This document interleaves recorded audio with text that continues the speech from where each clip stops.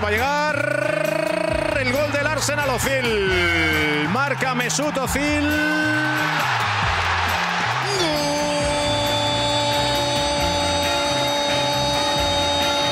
¡Gol del Arsenal! ¡Nacho Monreal!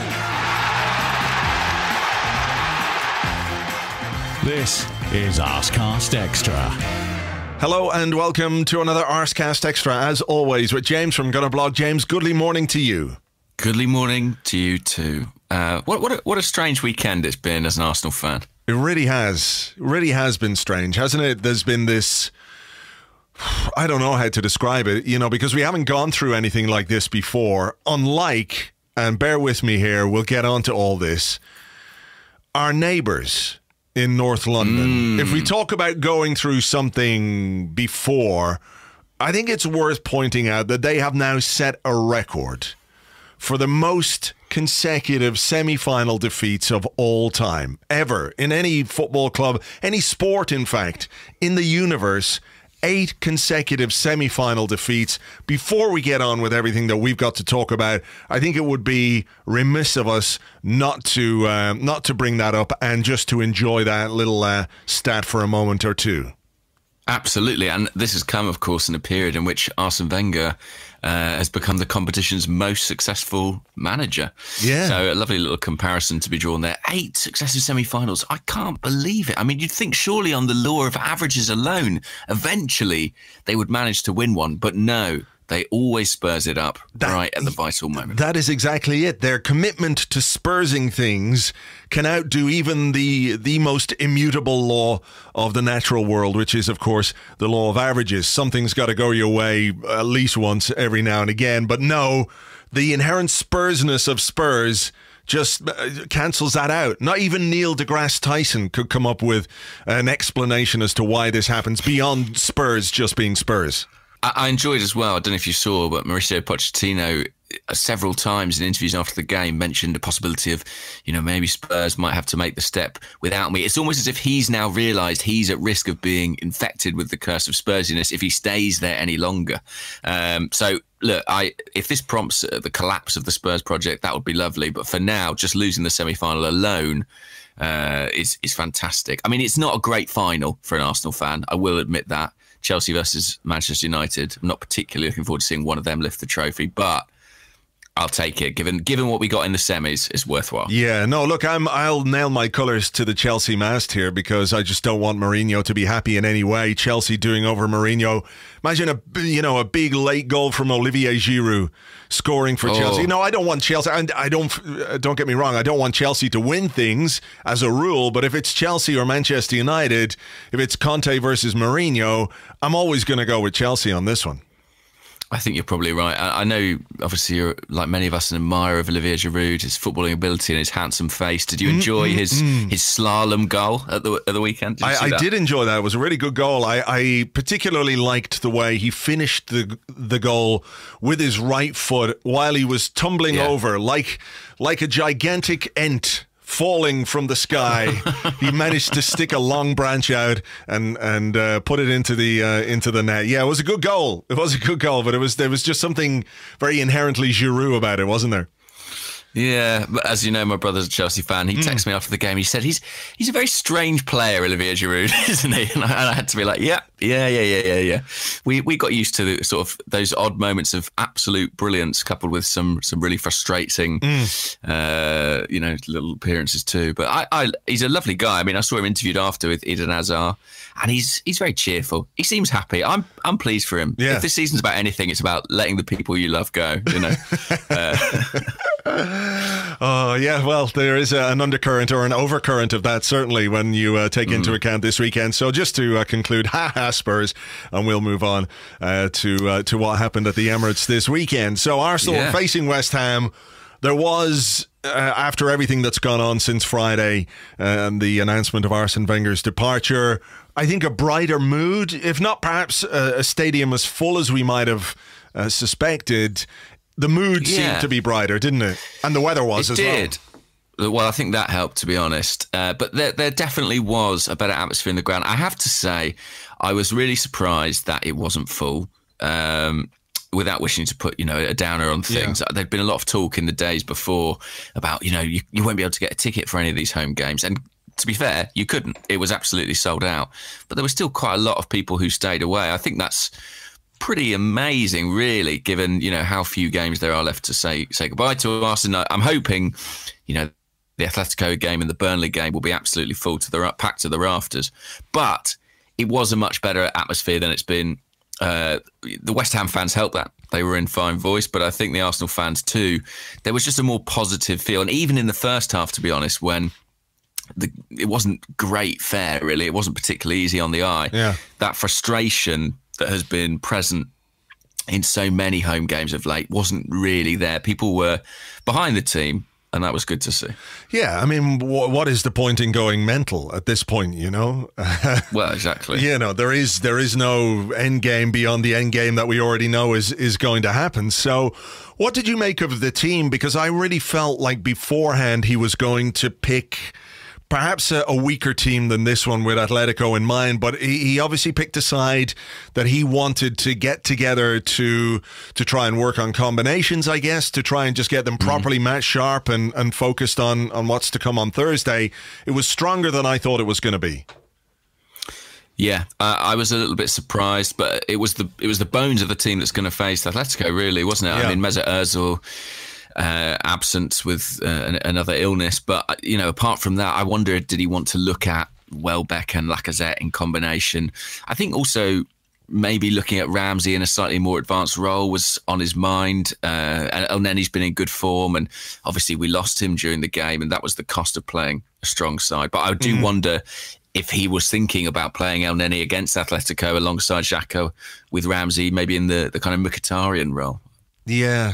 I mean, it was a shame. I suppose that was the key moment of the first half for us was losing Elneny. It looked fairly innocuous at first, and I thought he just got a kick. I was looking at the replays, and it showed him taking a kick on his leg, and I was going, is it one of those weird ones? Like, I remember when Giroud got his leg broken at Everton by, I think it was Ashley Williams, just hit a clearance into his leg, and he was out for 3 months. I was going, oh my God, this looks a bit serious. And then there's replays of him turning his ankle over, and it is completely turned over. It's at a 45-degree angle or a 90-degree angle.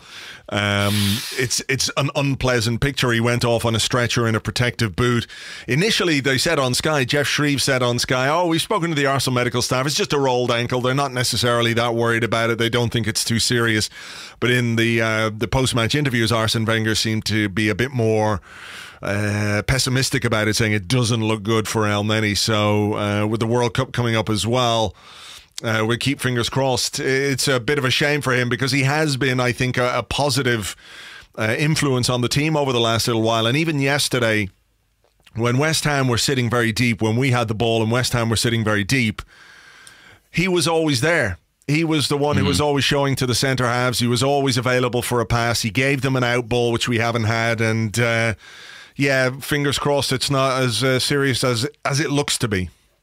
Yeah, I hope he can improve. It would be a real shame if he missed not just the remainder of the season, but also obviously for him the World Cup. It'd be terrible if all those tweets came back to bite him, wouldn't it? I mean, that'd be really a shame.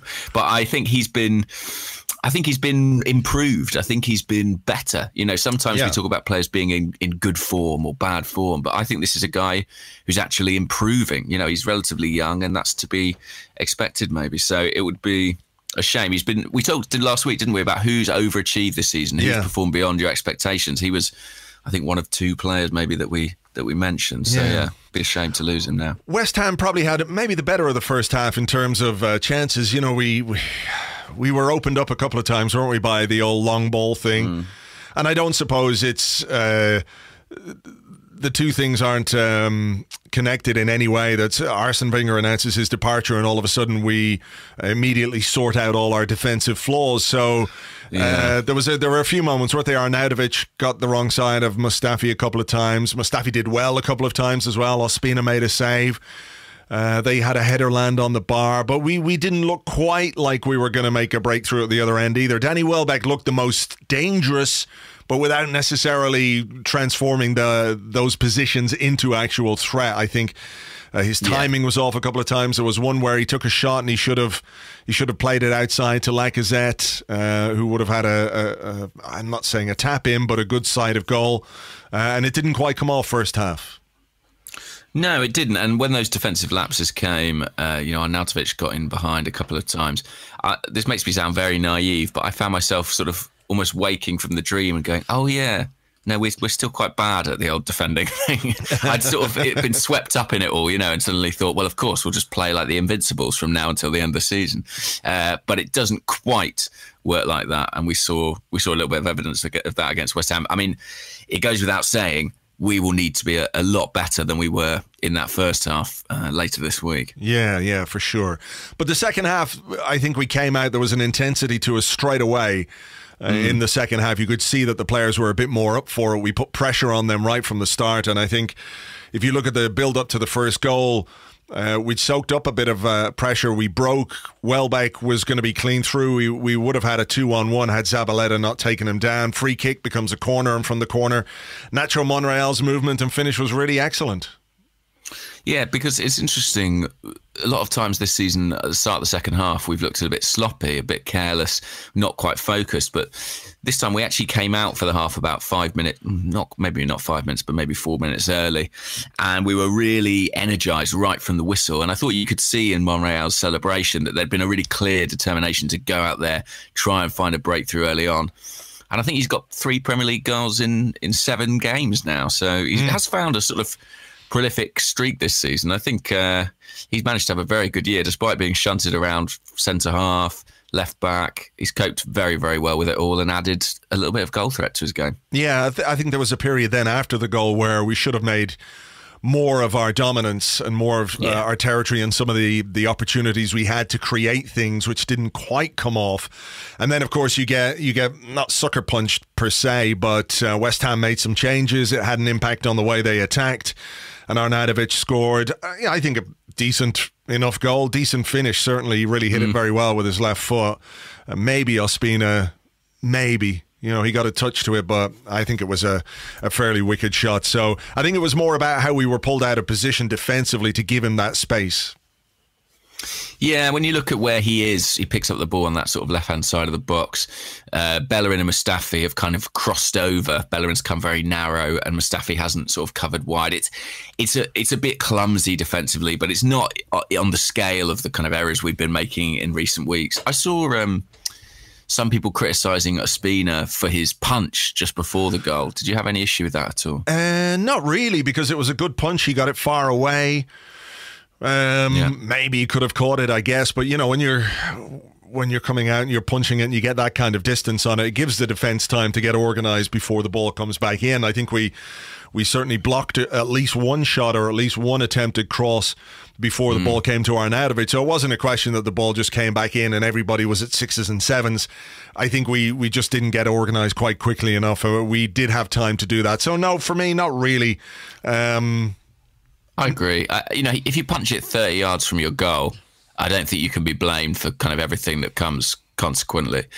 I mean, the one thing he probably wouldn't have known this, but I think the player who's challenging for the ball when he punches it is probably offside, but he can't take that risk. He's got to come and do something, and I think it's almost impossible to catch it there, really. So, I got no issue with that, and it was, like you say, a good finish, and it made me very sad. I'm sure it made you very sad as well, seeing Arnautovic all happy, however temporarily. Yeah, it was. I don't like to see him happy. He's one of those players we have some history with. The foul on Mathieu Debuchy from a couple of years ago still really rankles with me. I think that's one of the most snide, dangerous fouls you can commit as a footballer when a player is off his feet and you give him a push. The impact for Debuchy was bad. He dislocated his shoulder. It could have been worse, So, given his Stoke history and everything else, that was not a pleasant moment to see him equalise and to see him happy. But by the end of the game, I was very, very happy. I was almost willing to take that happiness, allow him that little bit of happiness, knowing that we were going to take it away from him bit by bit by bit until it was There's none left. There is no happiness. It was enjoyable. It was enjoyable watching his cup of happiness drain from half full to half empty to completely empty. He tried a little push of someone else off the field. I forget who it was now. It was over on our It was Aubameyang right near the end. Yeah. So it's part of what he does, I guess. So, fuck you as well. Double fuck you, I guess, for Arnautovic. But anyway, like we say, things came good with a little goal flurry, really, in the last few minutes for us. Yeah, I think there was good fortune, wasn't there, with the second goal, the Aaron Ramsey goal. I'm not quite sure what Declan Rice, who's a very promising young Irish defender, I'm not sure what he was thinking there. He'd been very good all game, actually. He'd had a good game, I thought, at centre half. Yeah. Actually, in the build-up to the goal, a cross originally comes in for the right-hand side, and he makes a really excellent defensive header for the ball to go to Ramsey. I think he's got someone, I think it's Aubameyang or Lacazette challenging him, and it's a lovely little sort of backwards header to clear the ball. David Moyes really went for him after the game in his press conference. He was, very explicit about blaming Rice. And I thought it did make me think about our own manager and the degree to which he has protected and nurtured young players at times. I thought, obviously it's a mistake, but it's clearly just a moment of inexperience. And as we've seen many times as Arsenal fans, you play young centre-halves, you're at risk of that happening. For sure. I mean, it is bread and butter stuff, though, and I can see Moyes' point, but I noticed in his post-match interview as well, he said, he spoke about it and said, look, it's inexperience, he'll learn from it, but, it's a mistake. And whoever was interviewed, Jeff Shreves or somebody said to him, is he distraught in the dressing room? And Moyes said, well, we're all distraught. We're all, losing the points. Sort of like to go, well, we're distraught too. Don't take it away from us because of what this kid has done. So, I take your point there about, sometimes that'll work for a player. Sometimes if you are explicitly blamed, it's a way of learning. But I think there's a line perhaps that Moyes went a little too far across when it comes to blaming that player. Maybe he got a shout from his goalkeeper. Who knows? But yeah, he should be dealing with that. But I'm, in many ways, I'm glad he didn't, because it was a goal for us.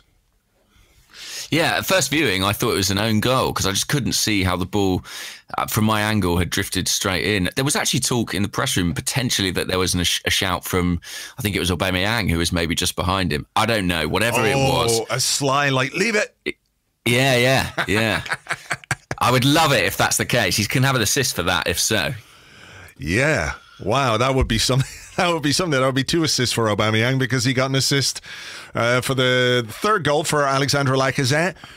Interesting, James, that a guy who hasn't played that often for the full 90 minutes has made a mark in the final 5 or 10 minutes. He scored twice. I'm not saying that these are goals that bolster your numbers in a wrong way or anything, but when you're a striker, playing against tired legs, playing against a team that's been pulled apart, playing against a team that now has to push forward and go for it to try and get something out of a game, those are the moments that you can often take advantage of, and we saw that yesterday. It's really interesting, isn't it? Because had Lacazette been substituted at 70 minutes, I do think perception of his performance yesterday would have been obviously wildly different. Yeah. I actually think he struggled to get into the game for long periods. I thought, he had a real physical battle against West Ham and didn't necessarily win that battle at times, but he stayed on the field. And when the chances came, he was what you'd hope him to be, which was very, very efficient.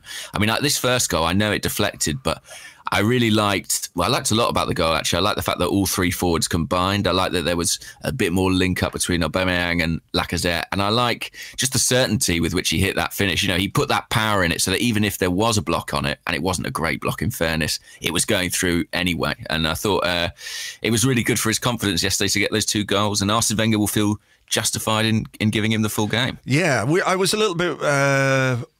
for the first goal he scored, I was like, why did he take a touch there? I thought he might have just gone with it first time, because it was set up perfectly for him. For a striker of his quality, I thought a first-time finish would have been in order, but I had the sense that he pushed it a little bit too far wide. But no, good finish. Got a bit of help with the deflection. I think the second goal was really smart as well, wasn't it? The The work from Aaron Ramsey before that, the little shimmy in the box to make space to pull the ball back to him, the turn where I think it was Andy Carroll actually who was defending. Really? Yeah. I'm going to have to look at this again. Let me just. Must be a good turn to get all the way around him. I mean, it's a hell of a circumference. So, it was brilliant from Ramsey. He sort of just almost flip-flaps the ball, doesn't he? One foot to the other. Yeah. And then Lacazette, when he receives the ball, the first touch is everything, because it not only does it take him around the defender, it opens his body for the finish. It was a really, really nice goal, that fourth goal. Yeah. And if it is Andy Carroll that he's done it here, I'm watching it here now. I think this is Ramsey doing it here. I'm watching the build-up now. I'm a little bit too far back. I don't know why this is important to me. Well, it's always nice to see, Andy Carroll on the receiving end of anything, to be honest. Yeah. I must say, they must have, when they saw our starting lineup and saw Ospina was playing, I wonder if Moyes sort of hurriedly attempted to try and crowbar Carroll into his team at the last minute, pull someone out with a fake injury. Surprised it took so long to see him, to be honest. He didn't come on until, I think, like the 87th minute. Yeah, if Andy Carroll is number 9, then it is... He is number 9. Yeah, well, that's who it was. I mean, fair play to him, I suppose, for being back there in the first place, but it's lovely to see him get absolutely diddled there by Lacazette. That was lovely. Joe Hart got a touch, not enough.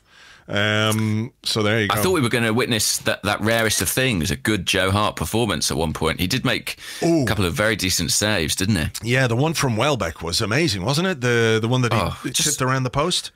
Looked in from the moment it was hit, that shot, and I couldn't really believe it when he got to it. So, but anyway, he got his comeuppance in the end. We got the 4 goals. It were a little bit reminiscent to me of that Stoke match a couple of weeks ago, where I'm not really sure we necessarily were as good as the margin of victory suggests, but I'm very, very happy to take it. Yeah, for sure. Late flurries of goals often put a shine on a scoreline, but they don't tell the true story of the performance. But at this point, does the performance really matter that much? There isn't any point in analysing the flaws, the weaknesses, the strengths of this team beyond what we've got left this season, right? Which is obviously the games against Atletico Madrid. Those are the 2 big games in which the performances really, really matter. I think just going into that game on Thursday off the back of a good win, 2 goals for Lacazette, strikers thrive on confidence. Ramsey with a goal and an assist, I think it now makes him the highest scoring central midfielder under Arsene Wenger, or possibly in Arsenal's history. I'm not quite sure. We touched on that stat a bit last week, but that's 11 goals for the season now for Aaron Ramsey.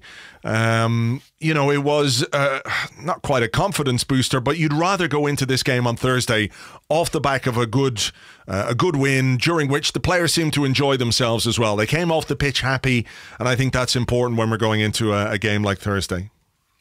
Yeah, I think it will be good for confidence. On that Aaron Ramsey thing, I think I saw a stat from Arsenal that he's now in the top 10 goal scorers under Arsene Wenger. Wow. He's moved in at number 10. Yeah, just behind, I think Emmanuel Adebayor is in 9th. So he's only about 10 goals away. So if he stays next season, he could climb again. But I think it was really good for the confidence. I think it's absolutely right what you say about Lacazette, who's actually made a pretty impressive return from injury in terms of his goal scoring contribution. He's hit the ground running, really, about as well as we could have expected him to after his 2 months absence. The one thing I would say is that we do need to be better at the back than we were against West Ham. There's no way we can afford Atletico anything like the space we did in that first half, because they have superior players who will take advantage of it. Yeah, I mean, that kind of goes without saying, but it's worth saying anyway. Do you feel like he might change his approach a little bit for Atletico? Do you think there's any way he might play with 3 at the back? He went to 3 at the back, didn't he, in the last few minutes, I think, yesterday when Callum Chambers went on. I think he slotted in alongside Mustafi and Koscielny. I think the change he was going to make for Atletico was to break up the Xhaka-Ramsey partnership and install El Neni alongside Xhaka and have Ramsey more advanced. I think that was his plan. To kind of, have a little bit more security in the side. Now that he's been potentially robbed of that option, I think he'll consider it. But I think he's I think he's decided he's going to do it his way. He's going to go out, the Arsene Wenger way, and that's 4 at the back. I can't see him changing it. Do you think he'll do it? I don't know. I just wonder if he might look at the squad and who's available. For example, Mesut Ozil has been ill. Jack Wilshere should be available, I believe.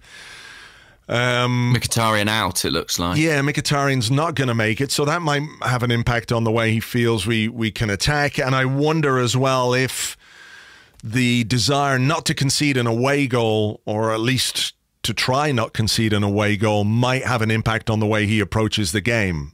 We've got the second leg away. Yeah, you can see how it would work, because without Mkhitaryan and with Wilshere, to be honest, really out of form and just coming back from injury, and he's often worse when he's a bit rusty, you're one attacking player shy, right? And you're not desperate necessarily to play Alex Iwobi after his performance against West Ham. Wasn't his finest hour. So you could go with the 3 centre-halves, probably Callum Chambers, based on the pecking order, although I do wonder if Kolasinac is fit. If I'd rather see Monreal in there alongside Mustafi and Koscielny. Yeah. Then you've got your wing-backs, Xhaka and Ramsey, and then I suppose Ozil and Welbeck off Lacazette. That would be how you would do it, assuming Mesut makes it. So, there is an appealing look about that team. I just feel that Arsene Wenger has made a decision about the back 4. I don't necessarily see him wavering from it now, when in his mind he probably thinks, well, what do I have to lose? We will find out in due course. Of course, a horse, etc. Of course. Yes, that's coming up on Thursday. We will have an extra bonus podcast this week for you.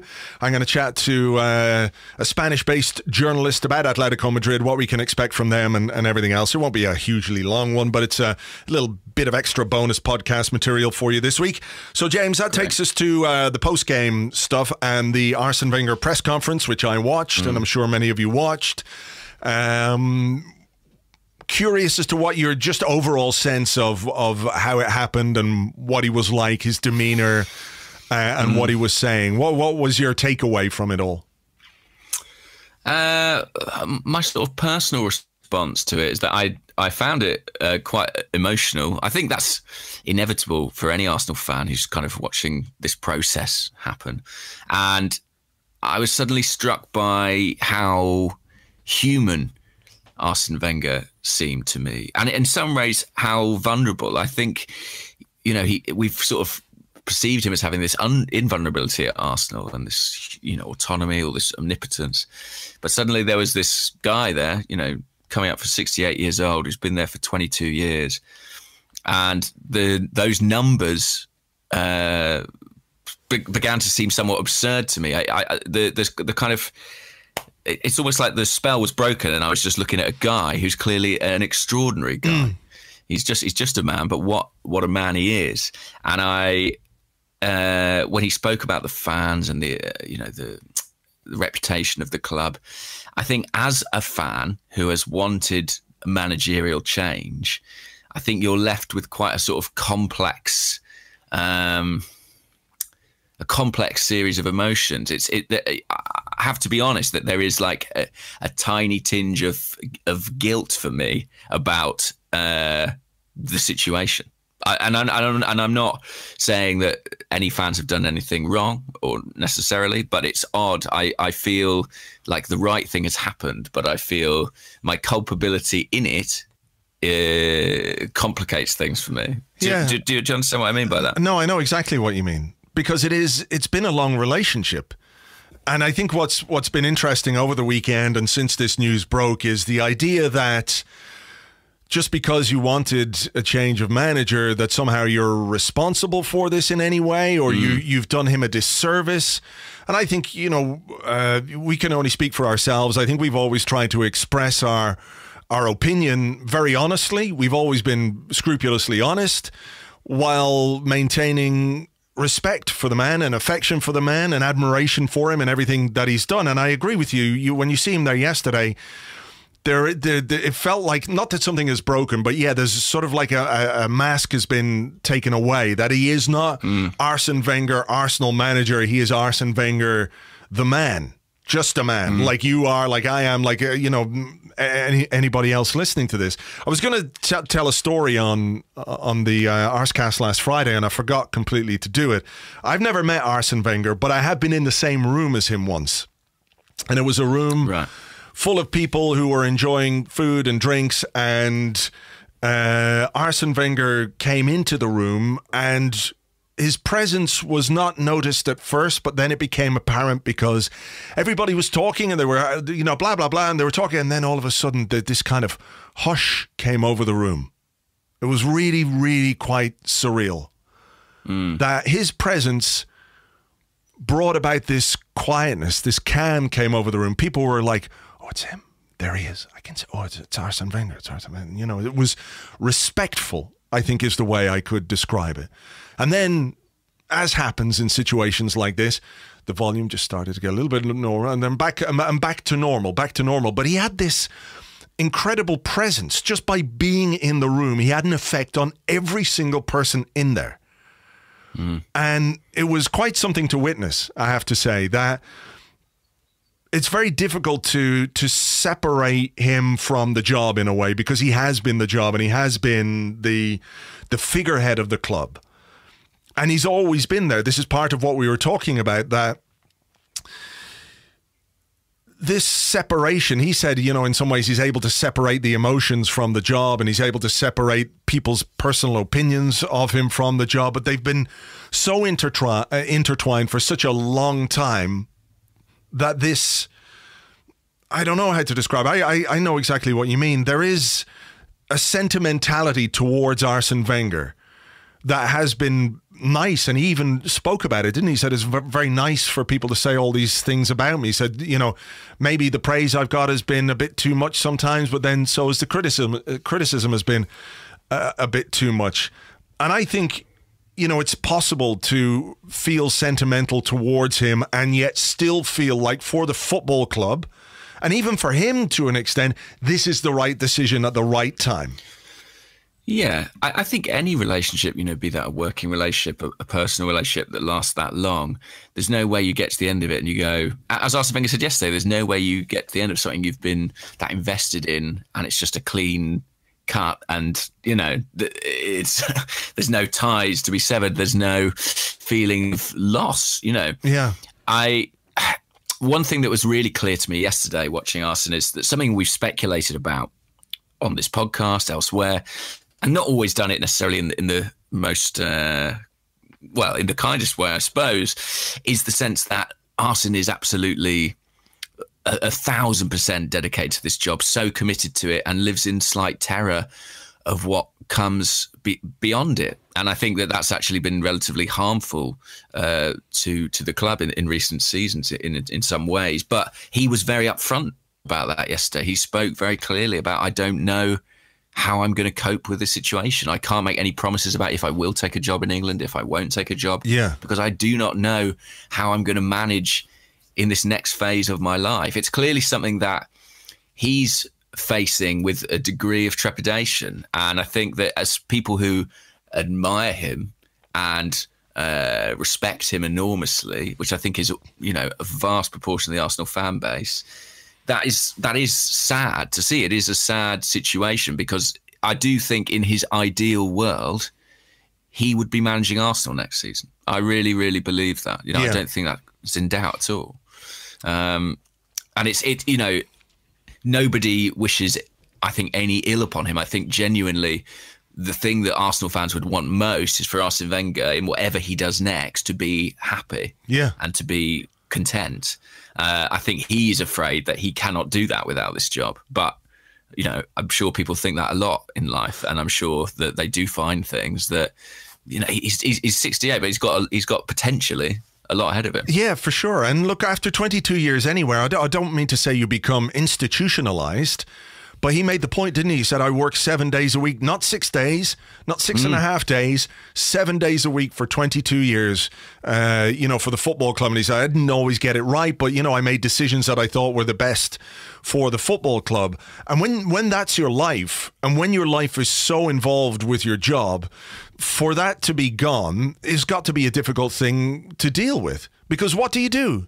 your routine is gone. Your routine, what you do day after day after day is gone. Your involvement with the players, he obviously loves working with footballers. He loves taking training. He wasn't one of those managers who delegated his training to his coaches. He did it all. He was involved on the training ground every morning, with senior players, with young players, giving them their breakthroughs, developing them. It hasn't always gone as well as we might have liked, but, for him, as a man, this was his life, and Arsenal was his life. And, I think he's right to say he leaves Arsenal, in a very different place than it was when he took over. When you look at the stadium, when you look at the training ground, some of it, of course, is tied into the Premier League itself. The development and the money in the Premier League just demands that kind of expansion anyway. But, his impact on the club and what he's done for it, in his mind, and I think in my mind, has been absolutely fantastic. So for that to be taken away, and I think we can make the assumption, can't we, that it was put to him that, look, you can make the decision or you can make the announcement or we will go a different way and we'll have to do it in a different way, right?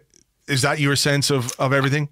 I feel like it must be. Yeah. I feel like it absolutely must be. And the way in which Arsene is kind of evading answer, being explicit about how he arrived at that decision, I think is in its way its own answer. Yeah, so it's not his decision. It's not like he has come to the conclusion himself that, okay, it's time and I've got to do something different or I've got to let somebody else take over here. I think, he's been presented with a set of circumstances and made a decision based on that. But I think if you were to ask him, what would you do ideally? Like you say, I think it would be come back next season, work even harder, try harder to turn things around and make us competitive again. I think that genuinely is what he would do. Now, I'm not saying that would be the right thing for him or for the football club, but I think that's what he would do. So it's as surreal and perhaps traumatic and seismic as it is for any of us as Arsenal fans, for him as a person, as a man, it's got to be huge. It does, yeah. And I can't help but have, huge sympathy with him on that count. And I really do hope that he navigates his way through this transition well. I mean, this is normal for a football club and it's normal for a football manager. But what's been happening with Arsenal and Arsene Wenger has not been normal. It is, and almost, we talk about Sir Alex Ferguson, it's kind of remarkable. There are two such unique examples within English football in the last few decades. Yeah. This is in no way an ordinary thing that's happened. And actually now that something ordinary has happened, like a managerial change, the kind of curious nature of what's been going on seems all the more clear. We have behaved differently to every other football club, major European football club, for the past 15 years. We behaved completely differently. We've been operating on a completely different plan. And there is something to take some pride in about that. I think the sort of respective loyalty that Arsene and Arsenal have showed each other, I think is in some ways commendable. However, there's nothing about any of what's going on that makes me think this is the wrong decision. No. And I think, it was really important for this relationship when it was going to end in a positive way as much as possible. And Europe may play a part in that. It may not. But I think, generally speaking, over the weekend, the reaction has been positive because I think most people do feel like it's the right decision. But they can also feel all those human emotions. They can feel the affection. They can feel the sympathy. They can feel the achievement that they've experienced under Arsene Wenger. They can remember all the good times because now the frustration, I think, for many came from the sense that nothing was going to change or was likely to change or that we were just retreading old ground over and over again, right? And it's the repetitiveness of that which I think became a huge frustration. And now there's an end in sight. There's an end in sight, and we can head there. We can head there with some goodwill, I think. What did you make? I mean, there was a few headlines coming out of the press conference about Arsene's comments on how the unhappiness of the fans was influencing the image of the club. What did you make of that sort of section of what he was saying? I wrote about it on the blog today. It's interesting, isn't it? Because, when you see Wenger out signs being held up at marches and sporting events all around the world, I always found that a bit hard to take. I found it hard that Arsenal and what was going on at Arsenal became a running joke or a meme. And I'm not going to apportion blame here, on Wenger, on the club maybe for not acting, on fans for protesting, or for people taking up that little meme and running with it. But I still found it hard to deal with. I found it, I didn't like it that much. I never found it funny when some guy at some march for whatever, some political rally somewhere where the politics was important, thought it appropriate to hold up a sign saying Wenger out. I just never got on board with that kind of thing. And it must be hurtful, Again, we're talking about this on a human level, on a personal level, that when you're, to your own mind, doing your best, and doing the best job that you can and putting everything you have into that job, not 6 days, not 6.5 days, 7 days a week. When you're trying your hardest and it's not working and you're the subject of abuse, which I think, again, I just want to stress, it's a very small minority who went to the extremes, but you can't be blind to it.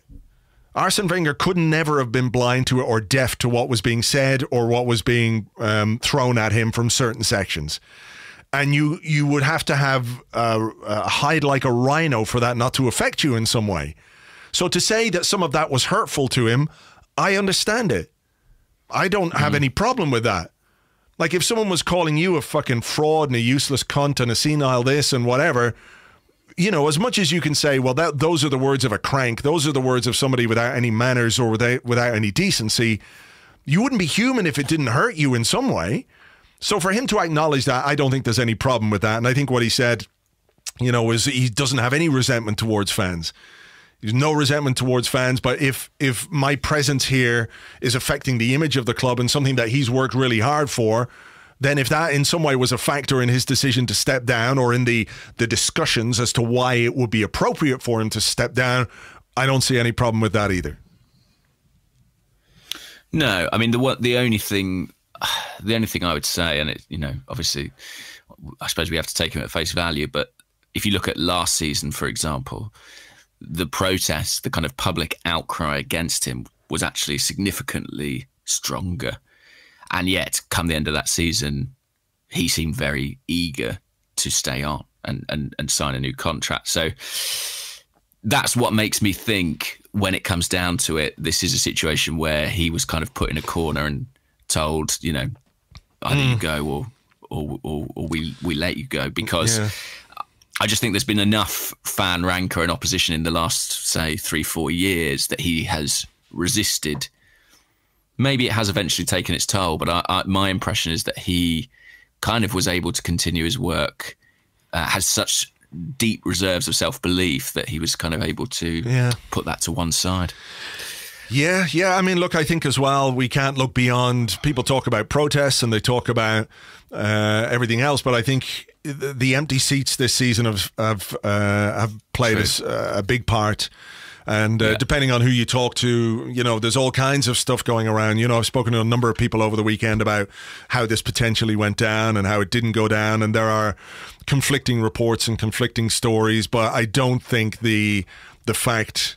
I don't think we can overlook the fact that Arsenal playing in front of a half-empty stadium week in, week out for the last number of months has played a part in this as well. And that in some ways is that's the fans, and that's the fans staying away, whether it's an active protest or a passive protest. It makes no difference. The seats told the story. All the same, James, there was a moment in the press conference, which was typically Arsene Wenger. He's given us some great lines down the years. I thought this was pretty good. I'm going to play this little clip here now, particularly when you talk about we spoke about the Ivan Gazidis press conference on Friday, And I had said to you, it felt like an obituary, almost funereal, like Arsene Wenger was dead. And this is part of what Arsene Wenger had to say yesterday. I had the feeling a little bit to assist live at my funeral. And because people speak about you, how you were, so it was a little bit interesting on that front. So I don't need to die anymore. I know what it is now.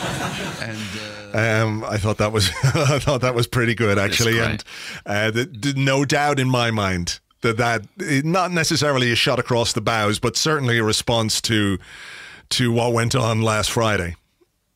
Yeah, I'm sure it's in part that, and I'm sure, Arsene Wenger hates to look back, doesn't he? He always, whenever he's asked, what's your greatest achievement, what would this be your best title or your best win? He's always like, I don't look back. It's just not how he thinks about things. And I think he won't have enjoyed the sort of career retrospective that he'll probably feel is taking place prematurely. But I think, that sort of quip is the sort of thing that we will miss from Arsene. And I do think that we have to be allowed to have this duality. We have to be able to say that we think we need a change in manager for the team and for the club. But I think we're also entitled, even those of us who've been saying for, however long it is that we think there should be a change in manager, that we will miss Arsene and we will miss his press conferences and we will miss his character and his personality, because Arsenal might find a better coach than Arsene Wenger this summer, but I think they'll struggle to find a better man. Going to leave a little pause there because, that's spot on. Absolutely spot on. Okay, we are going to take a little break here. We're going to come back in part 2 with your questions and more right after this.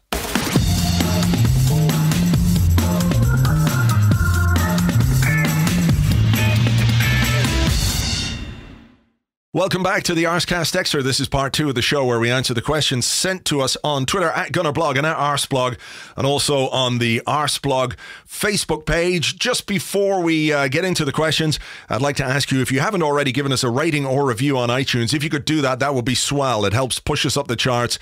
A lot of competition out there in the podcast world, and it'd be cool for us to get to number 1 or number 4 or number 7. I don't know. What number would you like? 1, 4, 7, 16?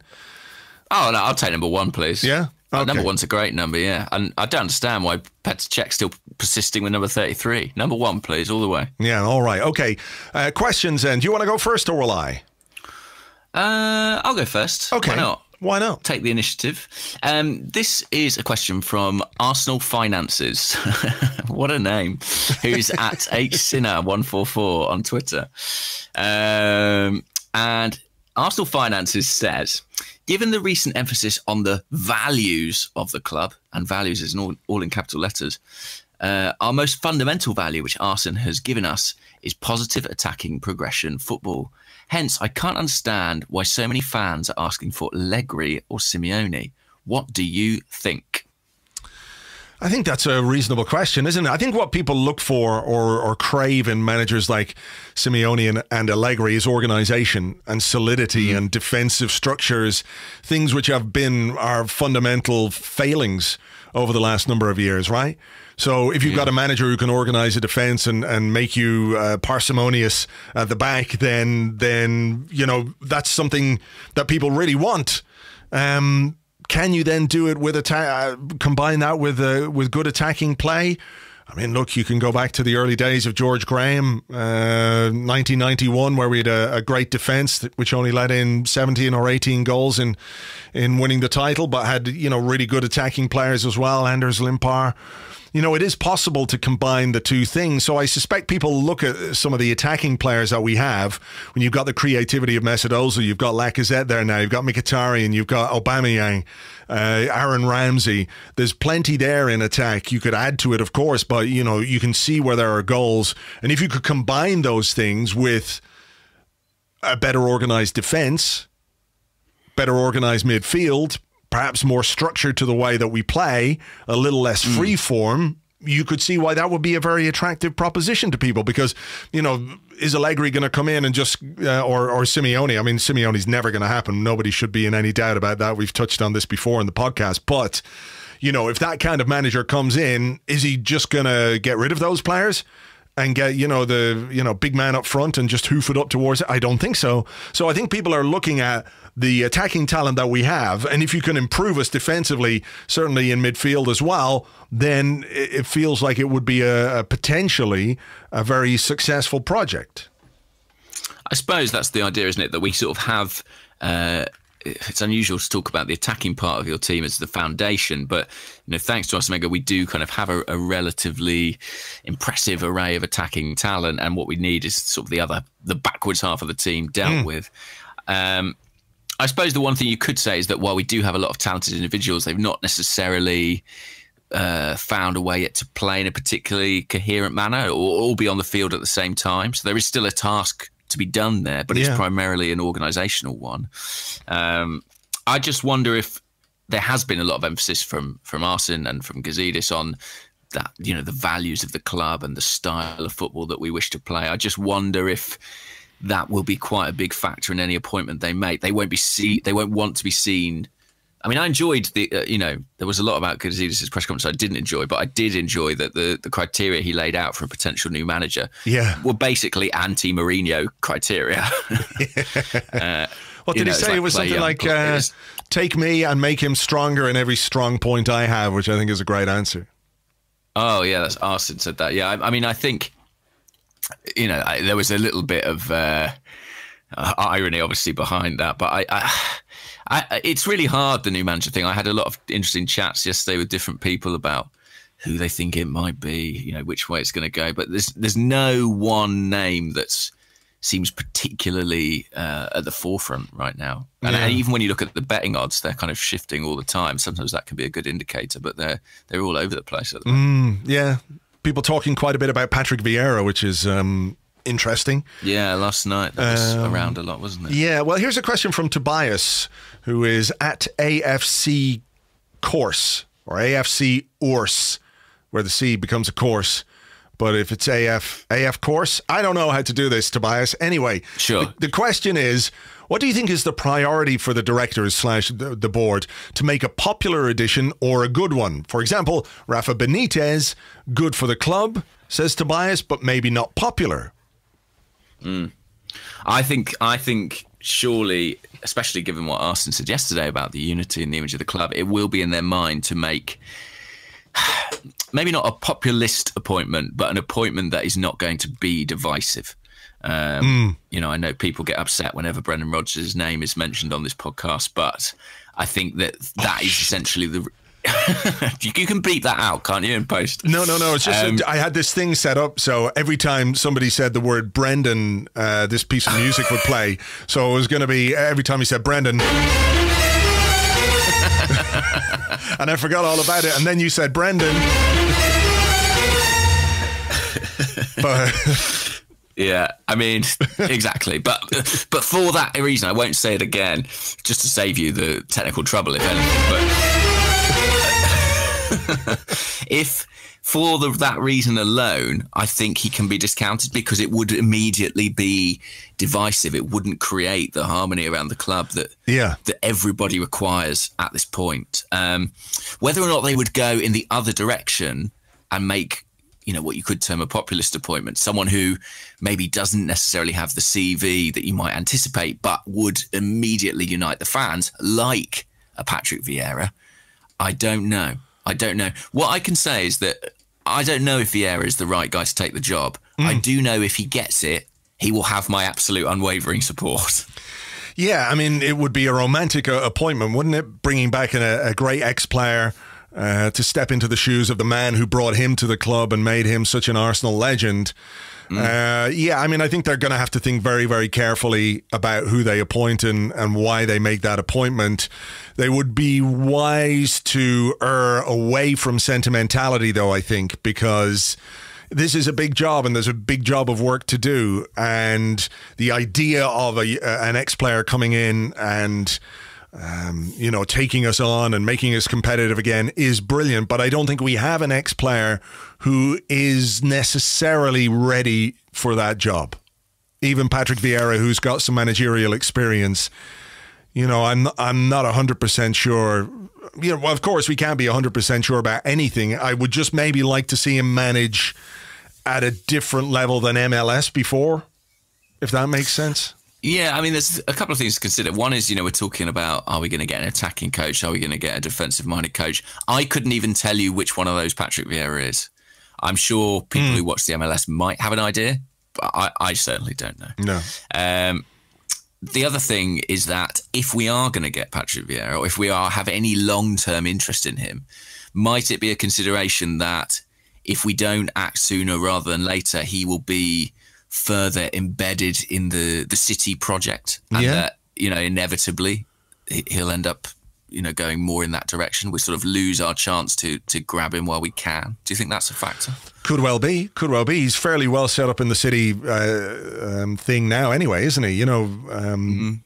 So yeah, maybe that'll be a consideration. I just don't know. I don't know. I have a feeling they're probably going to go for somebody with a bit more experience. Just a bit more experience. I think so too. But if they were minded to make an appointment to unite the fan base, that clearly that would be sort of the sentimental way to go. The truth is, no one knows really in England how well Patrick Vieira would fare at Arsenal. It's very, very difficult to say. So yeah, I think it's probably too much of a risk. But okay, we'll see. Okay, all right. Is it my question or your question? I think it's mine, actually. Right, okay. This is an interesting one from Tom Jones. Not the Tom Jones, he's Tom Servo Jones, at Tom Servo Jones. That's not unusual.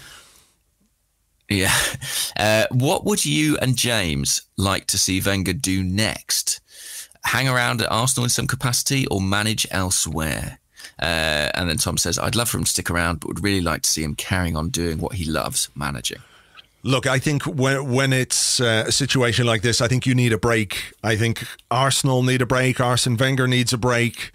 He said yesterday he'd have no part in the selection of his successor, and I think that's absolutely right. That's something he's always said that, and he's always been consistent about that it's not his job to pick the next man. That's down to the club to do that. If the club have decided, and it seems that that's the case, if the club have decided that Arsene Wenger is no longer the man to take charge, then you can't ask him to pick the next guy, right? Can't tell a guy, we don't think you're good enough anymore.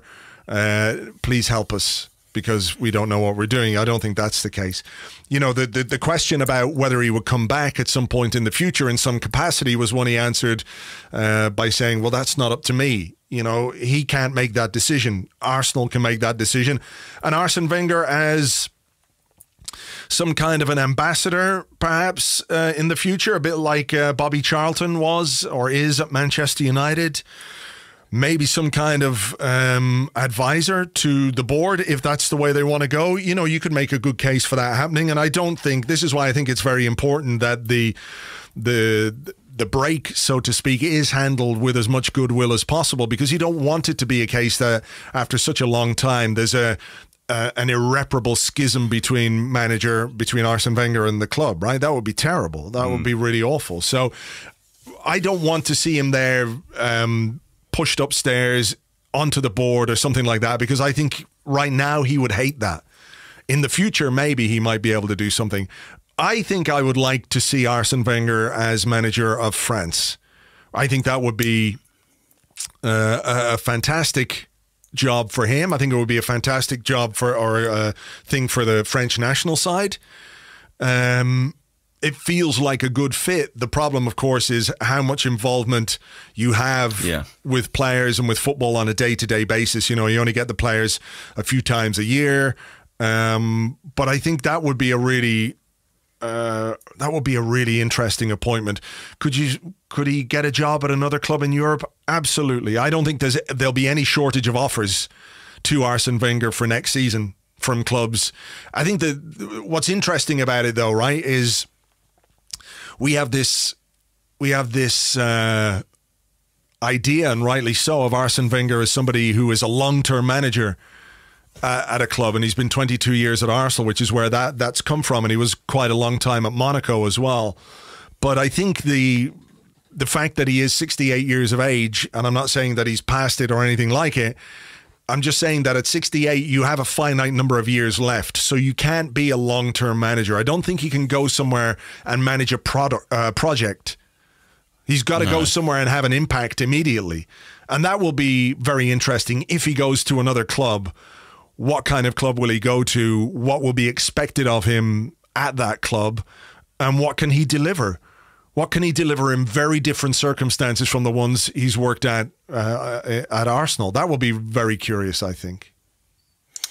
The French national job's certainly an interesting one, and one I'm sure, I mean, depending on how they fare this summer, almost irrespective, really. There's such a churn in international managers, isn't there, after any World Cup, that I think inevitably that's going to be a possibility. And I know it doesn't have the day-to-day contact that he's looking for, but I'm sure he could combine a role like that with a broader role within the French Football Association or even the English Football Association. I'm sure that they'll want to speak to him about some kind of. Do you think he want to go into something like administration, though? I don't think he want to be an administrator. I think his passion is for the football, not the. I mean, he always speaks about the values of the game and you know, talks about things that are for the good of the game. But I think what Arsene Wenger loves more than anything is an actual football and being on a pitch and being with players and helping players and everything else. So I can't see him go into any kind of administrative role. I would like, I mean, in my ideal world, I'd love him to see him take a relatively big job in a country where, you know, he can contest for prizes and win things. I think more realistically, I could see him kind of going down the veteran manager route, you know, the sort of Hidinky, Trapattoni kind of route where, you know, he sort of, like you say, has sort of short-term roles. So he might take a country into the World Cup, for example, but then equally he might, you know, do a season at a European club. I think he's a guy who loves to travel. He loves breadth of work. I think he'll surprise us as well. I mean, don't forget, this is a guy who left French football to go to Japan. I wouldn't be remotely surprised if he takes a job in some far-flung country we didn't necessarily anticipate. I don't know what he's going to do next, but I do think that before too long, I hope he has a significant holiday, but I think he'll be back in work. I don't think this is retirement. No, absolutely not. He will take another job. It just depends how quickly he feels like he can get back to work or wants to get back to work after, you know, what will be, I think, a difficult moment for him when the time comes at Arsenal, when he has to walk away, when he's got to clear out his desk and clear out his office and do all those mundane things that you have to do when you leave a job. It'll be how that affects him and how he feels like he can cope with it. Some people will just go, right, okay, the best way to cope with this is straight back on the horse and straight back into another job. Other people might want to, you know, sit and reflect and take some time. We'll just have to wait and see. But, you know, when Arsene Wenger becomes the new manager of Barcelona, we can all have a good laugh. Right. Here's a question for you from Shaving Arshavin. Okay. Which is an image, isn't it?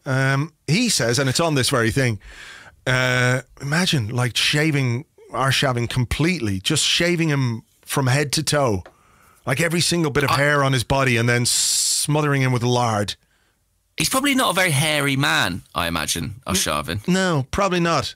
It would mean you could probably do it with one or two razors. Yeah. Anyway, look, we're getting off the point here. The point is, how much do you hope? Shaving Arshavin, by the way, is Christo21497023, and he says, how much do you hope that Wenger's next job is writing his book? And on top of that, Alan Braun says, if Wenger does write a book, what chapter from his 22 years are you most looking forward to reading? Anytime you thought, I'd love to know what was going on there. Yeah, I've had there were a few questions about this. I mean, I am crossing every possible finger. Well, I've only got 10 of them. 8 if you don't count the thumbs. I really hope he writes the book, is what I'm trying to say. I don't know if he ever will. I have said that before. Yeah. But he'll probably just do like a big long interview with beIN Sports instead. But I'll 17 hours, 17-hour interview. Yeah, I mean, there's the potential to make like an amazing book or documentary out of these 22 years. Isn't there, you know, something long form, something really, really stylish and really brilliant, because they have been incredible 22 years, ups and downs and everything else. But yeah, I hope he writes the book. But what chapter do we particularly? I mean, there's so many. I mean, this last chapter would be absolutely fascinating. I know it's just in the current sphere, but I'd love to know how exactly everything went down this season. I think I'd love to know exactly what went on in the summer of 2011. Yeah, that's the first thing as well. I think that's the one that really jumps out at me, with the Fabregas and Nasri thing, what went on in both those situations. Why there was such inertia at the club when we knew what was going to go on, when we knew that players wanted to leave. Why did we leave it so late? Why did we have that trolley dash? Why did it get to a point where we got beaten 8-2 at Old Trafford? Why did we sign Park? You know, where the fuck did that come from? All of that summer, I would love to know what went on behind the scenes. Love to. I think that is the obvious one. I'm just trying to think what else, if there's anything else in particular. I mean, that encompasses so much, because you have got Cess, you have got Nasri, you have got Park, who remains one of the great enigmas of Arsene Wenger's reign. Careful. You don't want any more trouble on your mouth. I'd love to know what the chat he had with Robin van Persie that we heard about in Robin van Persie's open letter, how that went down exactly. Yeah, there's been some stories about that, hasn't there? That there have been some stuff doing the rounds, which wasn't far from the truth. Right. Yeah, that would be a good one. What else? I don't know, really. There's so much, isn't there? Because, you know, for example, the conversations he must have had with Vieira summer after summer. I mean, I think, you know, in history, we've forgotten how not troublesome Patrick Vieira was, but because he was such a brilliant player, there were so many offers for him, so many big clubs wanted him, and he did flirt with going to Real Madrid or going to Italy way before it actually happened. And all the time, Arsenal resisted. I can remember, was it 2003 maybe, when, could have been 2003, and we got Vieira and Pires to sign new deals, and that was a big, big deal at that time because of, you know, every summer there was, gosh, do I have this thing here? I've got an article from ages ago. If you're a younger fan and you don't really remember it, it was essentially a bit like David De Gea at Manchester United. It was that much of a sort of perceived as that much of an inevitability that eventually Real Madrid would take him, wasn't it? I mean, it was relentless. Yeah, it really was. And it was summer after summer after summer, and it became a bit difficult to deal with. But then what was the conversation like when Wenger told him, look, we're letting you go? Oh, here's some quotes from Patrick Vieira. I think this is 2001,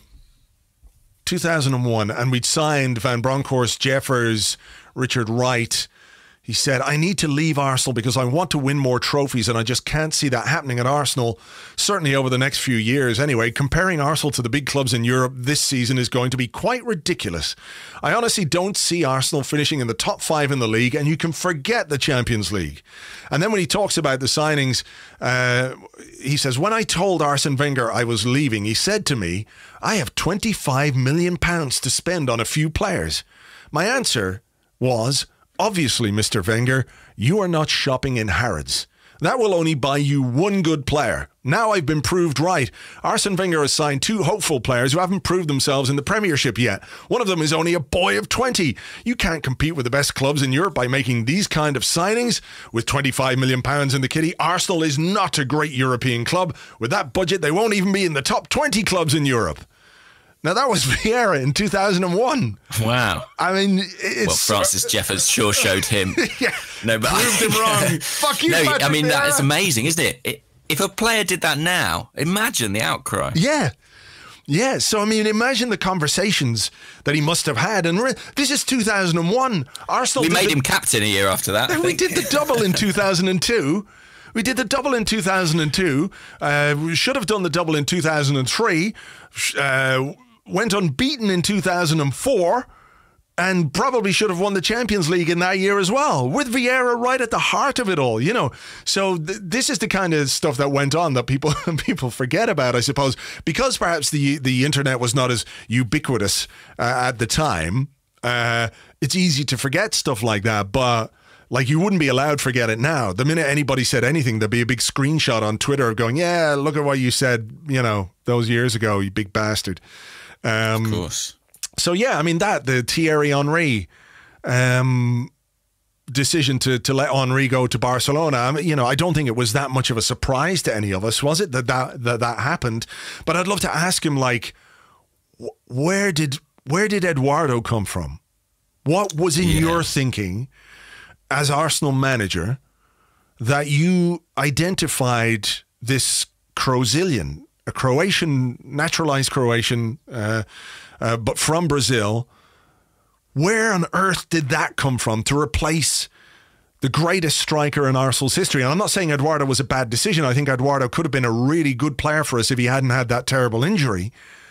But it's like, what? How do you get there? You know, this is, I think, part of the enigma of Arsene Wenger, that he does and has always done things that are surprising to us, that aren't what we think they're going to be, you know? So there's loads of questions. The Anelka affair, you know, the whole business with him going to Real Madrid, and there's been so many intrigues. It'd be fascinating to ask him about the boardroom shenanigans. You know, what happened with David Dean and the fallout from that. It's a hell of a book if he ever gets around to it. It really, really is. Yeah, do it, Arsene. Martin Solly asks, new managers. I've got another question. Yeah, that's fine. I'm not just saying the words Martin Solly. He's got a question. All right, good. New managers often come with their own staff. What do you think happens to Steve Bold in all of this? Do you think he has ambitions to be a manager elsewhere? Will he stay part of the setup? I'm going to broaden that question, really. Do you expect the coaching staff to remain intact, or do you think it'll all be disbanded now? I think it'll probably be disbanded to a large extent. I think certain people will be fine. You know, when you look at the head of fitness, head of conditioning, the Darren Burgess, the what's his name? The American dude, Shad, the Shadster, Shadorama. Shad Forsyth. You know, I think those kind of people, medical staff, perhaps will stay unless a new manager has got a specific desire to make changes in that regard, or has people that he likes to work with. They could come in, but I think all the coaching staff, their contracts are tied to Arsene Wenger's contracts. So when he signed a new 2-year deal, all of the coaching staff signed a new 2-year deal. In cutting short Arsene Wenger's contract, or his decision to leave, I think the vast majority of those people will go. And that includes Steve Bold. We had a question about Jens Lehmann in this as well from Toby, who's at Toby W_W. Who says, with Jens Lehmann being quite a new addition and maybe not too close to the Wenger regime, can we envisage him with a role in the immediate future? I think, unfortunately for Jens, he is tied to Arsene Wenger. So unless the new manager, whoever he is, the new head coach, decides that Jens Lehmann is of some use to him, then I think he could well be on the outs, because new coaches bring their own staff with them. They bring their own staff, and that's normal, and I think that's what will happen. As for what Steve Bold will do, I don't quite know whether he'll go and manage somewhere else. There was talk of him being appointed manager of Stoke, wasn't there?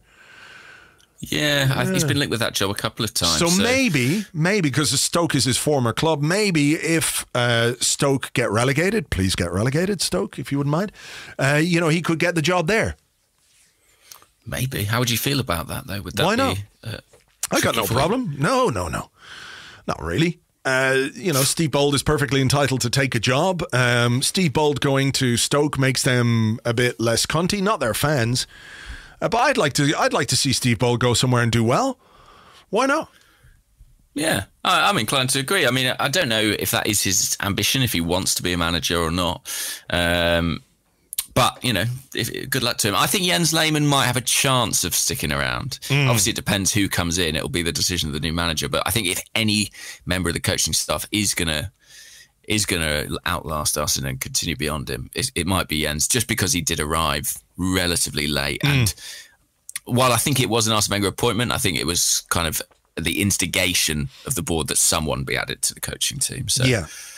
I think he's more of a first team analyst than a coach, So maybe there is scope for him to stay on. Okay, I'm going to do a couple of quick ones just to finish off. Go on then. First one is from Gagan J. Who's that, Gagan J?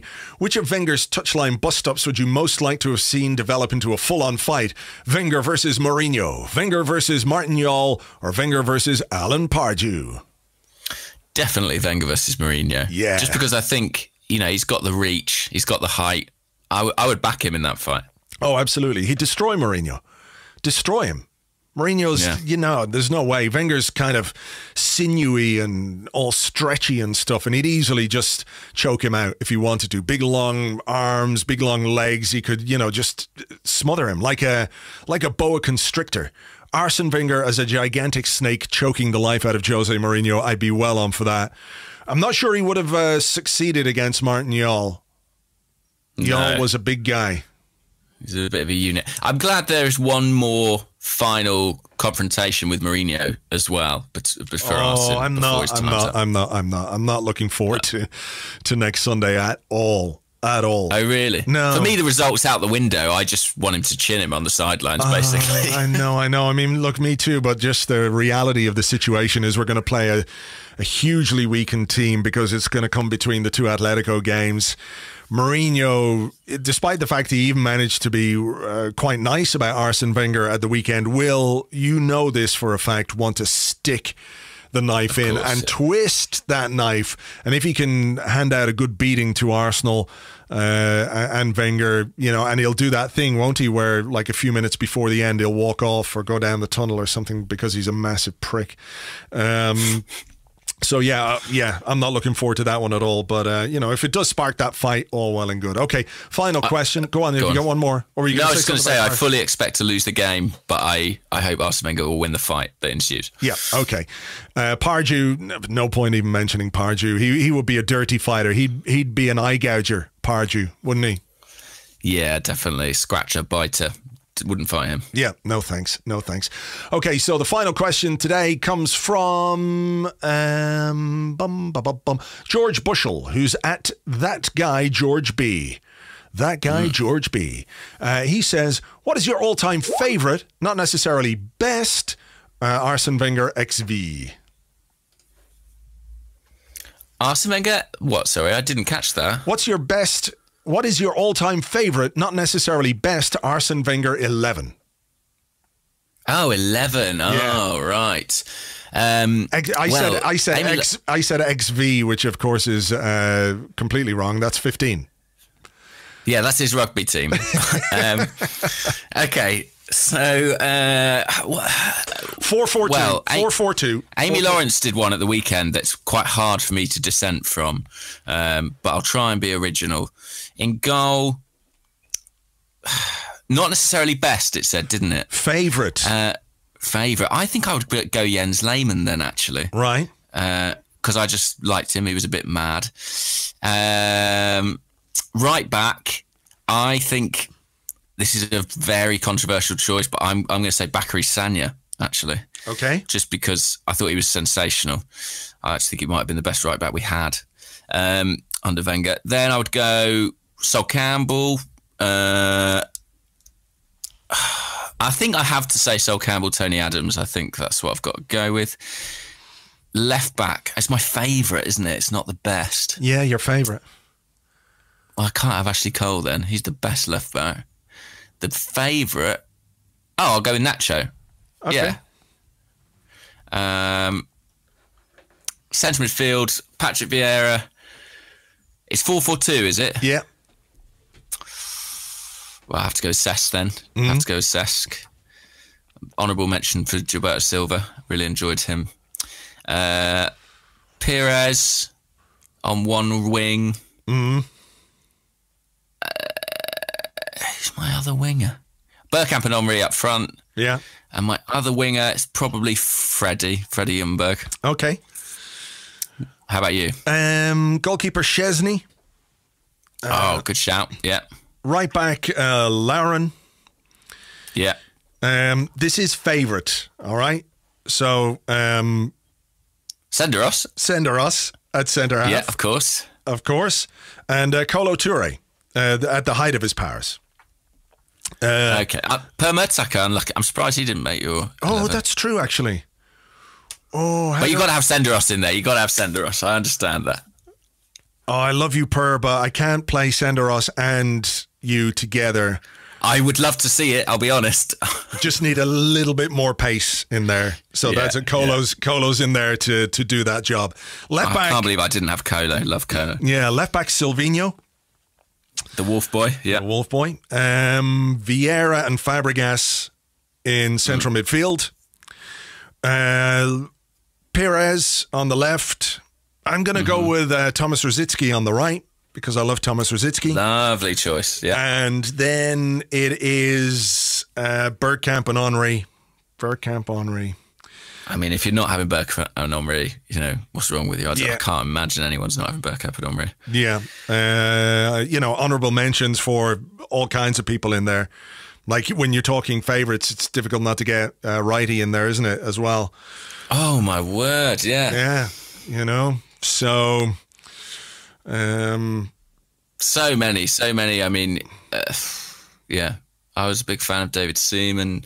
I mean, there's a lot of players. Ray Parlour, I loved. Even had his hairstyle for about 10 years. You did? So, yeah, sad. Very sad. Sad to leave anyone out of that. Then he took it back. Yeah, he did. Shame. All right. Well, look, there's some amazing teams and everyone can make their own and have a good laugh at ours. And, it is favourite, not best. So there you go. All right. Well, look, thank you as ever for listening. We are going to leave it there. We will be here on Friday with an Arsecast touching on the first leg of our Europa League semi-final against Atletico Madrid, the biggest European game this club has faced since 2009 when we were in the Champions League semi-final against Manchester United.